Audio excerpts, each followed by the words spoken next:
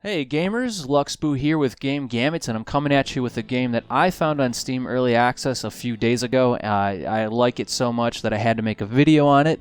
I've actually really been looking for a game like this through Steam's Early Access for a really long time. I'm talking since the days of like The Forest or 7 Days to Die came out. This game has been fully backed and funded on Kickstarter.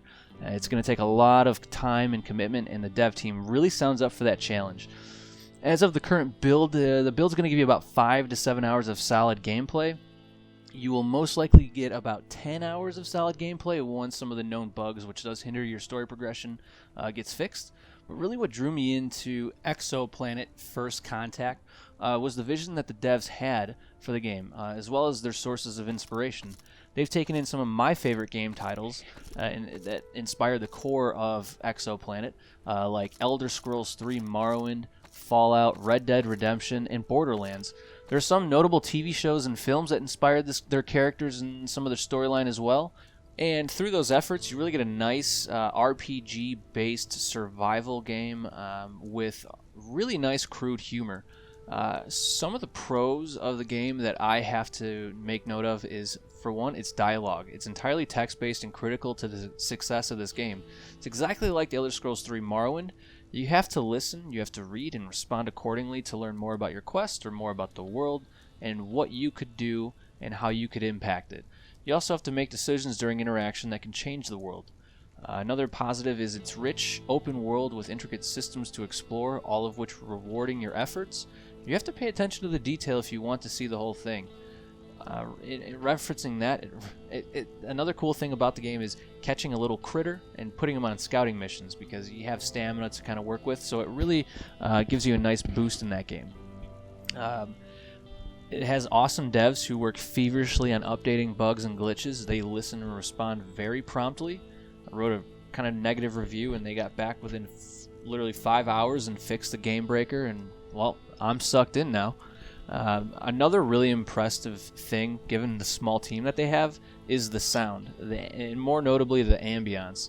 You know, it's not just kind of a plain Jane world like you get with a lot of early access games. It's got complex quest lines and side missions where completion depends on your journal, as well as your ability to pay attention to the dialogue. It also has a night and day cycle, which I think is kind of crucial with RPGs nowadays, but the cool thing about this is it has fauna that grows and blooms in real time. And I do have to point out some of the negatives. Please take that with a grain of salt. It's an early access game. This game really wasn't created overnight. I think development started a few years ago. But just a couple that are worthy of mentioning. As of right now, crafting. It does have crafting. I like it. It's just, it could be a lot better.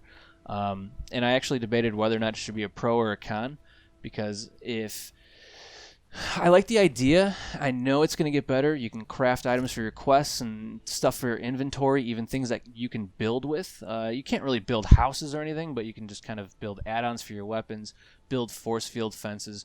It's all pretty sweet. It's just really limited, and the current version doesn't have a single NPC, which the devs tell you is available, that NPCs can teach you new recipes. So right now it's a con until that can be cleaned up. The next is combat.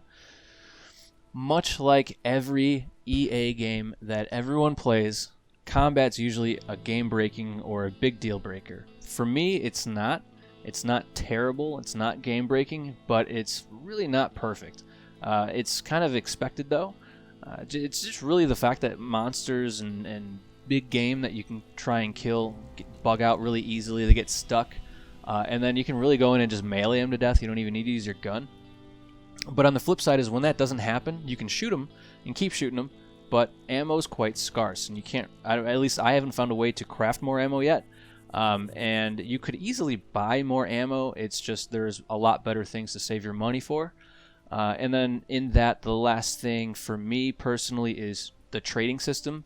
Trading is kind of It's a bit time consuming when selling when you're trying to sell a lot of things.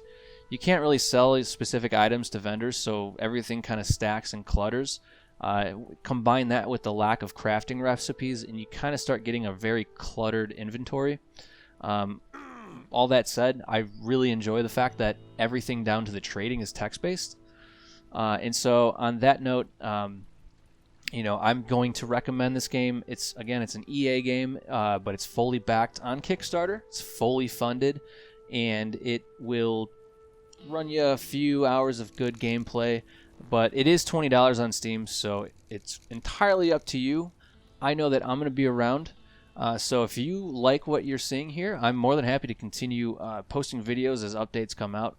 And just let me know what you think. Hit that like button. Make sure you hit that subscribe button if you want to stay tuned for more. We all know you do. Otherwise, happy gaming, gamers.